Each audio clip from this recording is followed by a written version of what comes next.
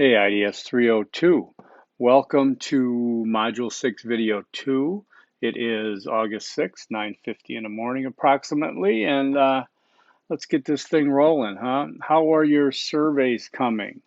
I hope you're having the progress you need. I sent that announcement yesterday, and it sounds like nobody emailed me back, so I guess everything's going well. That's good to know. Um, I sent out the other extra survey to take. Okay, so let's just cut to the chase here. Easter egg number one.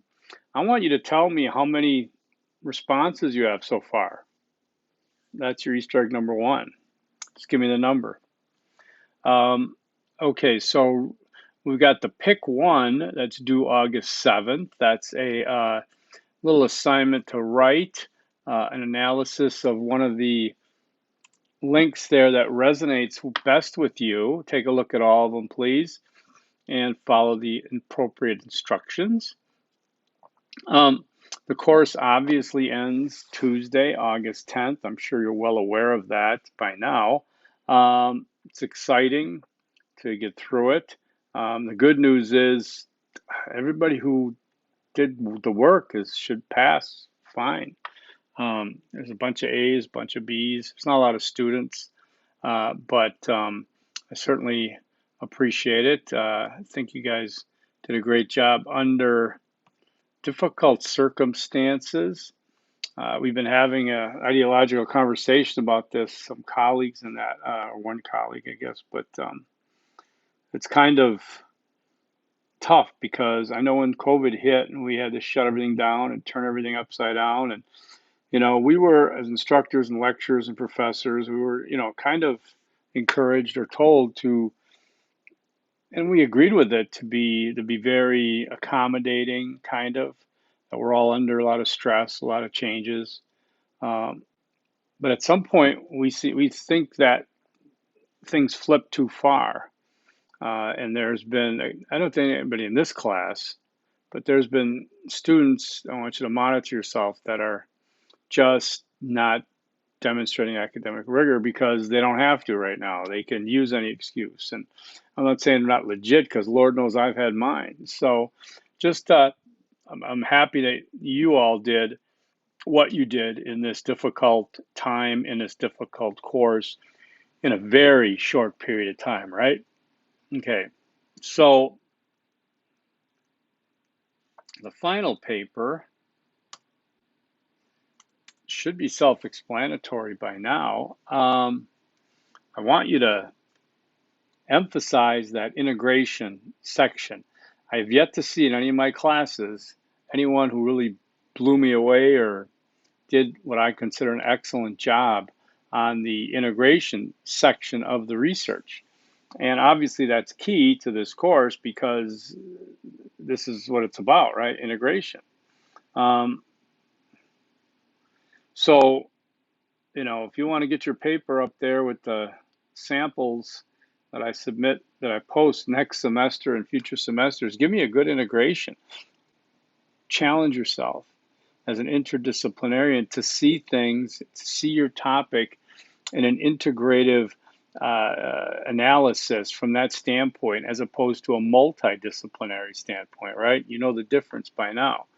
Again, it's a tough course. Doing this in, what do we have, 6 weeks, if that? Let me go back to my first video. I think it was 40 days. Wow. No, that was session A.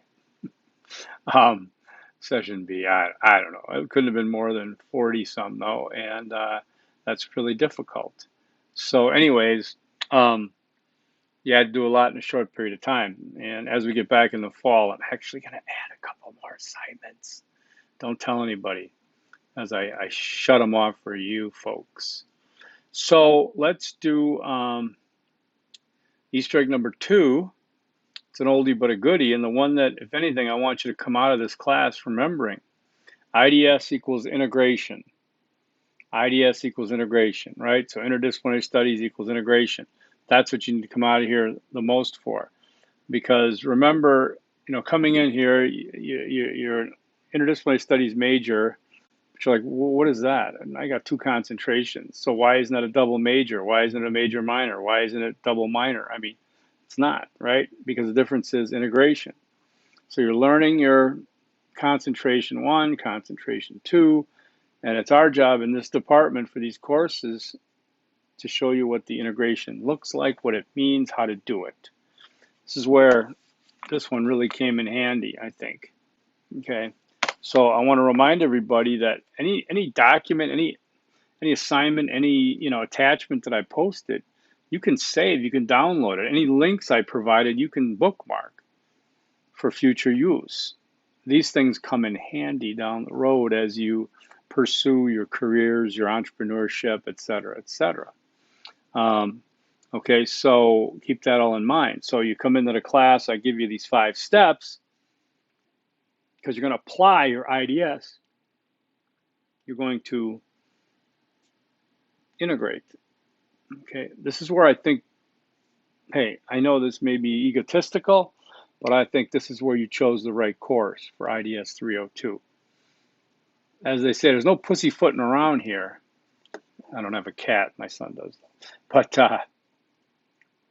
this is where you get to experience what it means to be interdisciplinary, what it means to integrate, what it means to identify conflicts in your disciplines, what it means to go back further is to justify an interdisciplinary analysis of a phenomena, an artifact, topic, problem, justify it through its complexity, and then to go on and to identify what disciplines and academically, because this is not about jack of all trades, master of none, or this isn't about multitasking. This isn't about anything with multi. It's about, okay, academics, discipline is in the word. Remember these things, disciplinary. So you got to think of the disciplines involved. What do we look at with disciplines?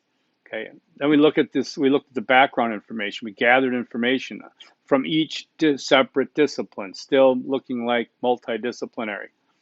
But we're looking at it. Now that each discipline could be represented by, committee members.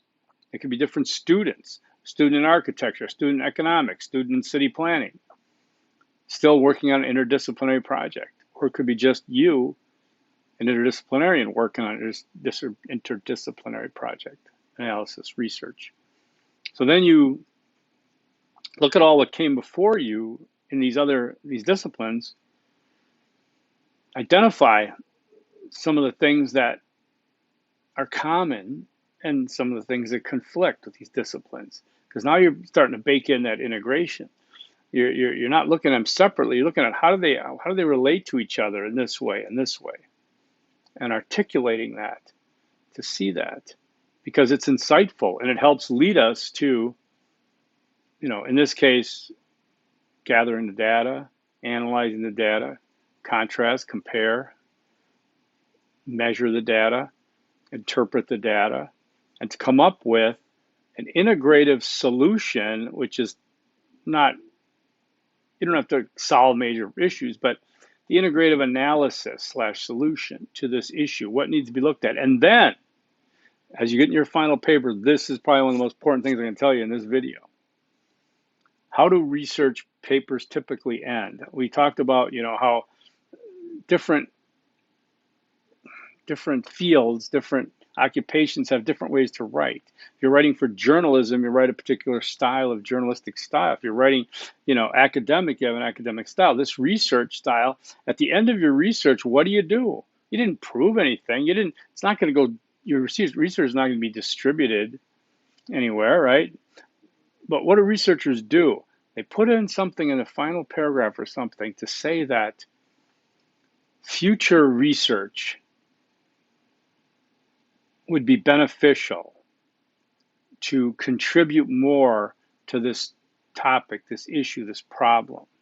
Additional research would be quite useful, because isn't that what we're doing? We look back at previous research in those academic journals, doing our research. Now you're going to tag off to the future researchers who you say that, this issue would benefit from additional research, future research in a wider range. Research that might not face the limitations that were noted in this research.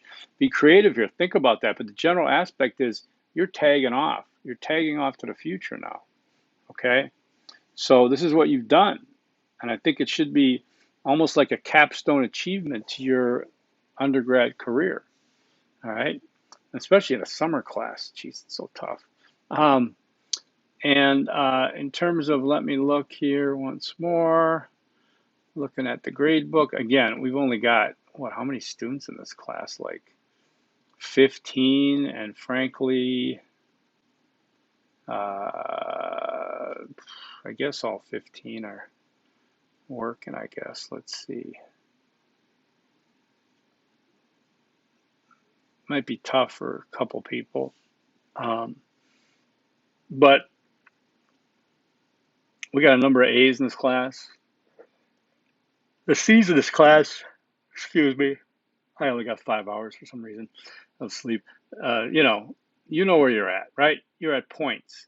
Remember, 700 passes to the C, 800 gets the B, 900 gets the A. Okay? That's about it from your host here. I didn't get the Jeopardy job, so here I am. Going to teach again fall. Hopefully, let me give you a little tip also. When you graduate, if you're local, if you're not local, if you're coming, first of all, I encourage you to come to Phoenix, to Tempe for graduation, whenever that happens, whether it's December or May. My son graduates in December. And come to the convocation. The commencement is huge. That's the one at the stadium. All the colleges that are represented, the schools and the colleges and the university come together, and you hear the major speakers. These are national known speakers. Dr. Crow is up there. He's, our beloved president of our university, and it's a great experience. That's the kind of one you get to throw your hat and everything. But the convocation, that's CISA, that's ours. Each college has a convocation, and there's some other convocations for different groups.